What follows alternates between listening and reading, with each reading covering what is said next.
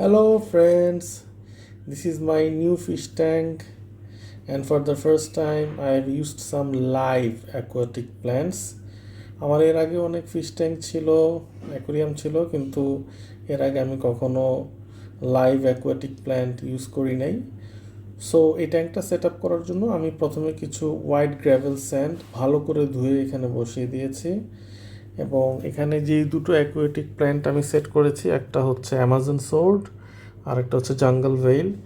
দুইটাই খুবই লো take plant, এবং এখানে ন্যাচারাল ফিলিং আনার জন্য আমি এক টুকরো রক দিয়েছি, প্লাস যাতে বেনিফিশিয়ারি ব্যাকটেরিয়া এখানে গ্রো করতে পারে সেজন্য কিছু রিংও বসিয়ে দিয়েছি, আপনারা দেখতে পাচ্ছেন।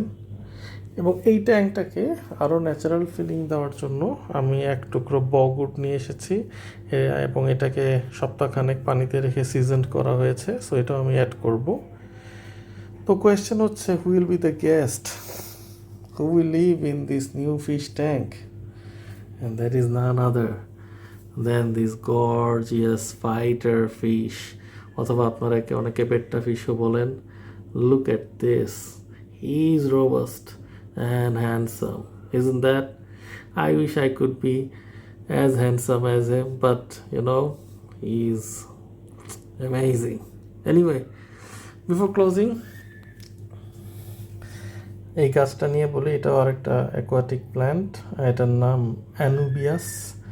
প্রাচীন যে মিশরীয় রূপকথার যে দেবতা অ্যানুবিস, তার নামে এই নামটার গাছ নামকরণ করা হয়েছে। তা অ্যানুবিসকে ধরা হয়তো অমরত্বের প্রতীক। এই গাছটাও ভীষণ হার্ডি, অল্প লাইটে বেঁচে থাকে, তেমন কিছু এর প্রয়োজন হয় না। সো আমি আমার নেক্সট ফিশ ট্যাঙ্কে এই গাছটা সেট আপ করবো। So hello handsome, you're waiting for a new fish tank? Okay, you'll get it soon. Bye bye friends.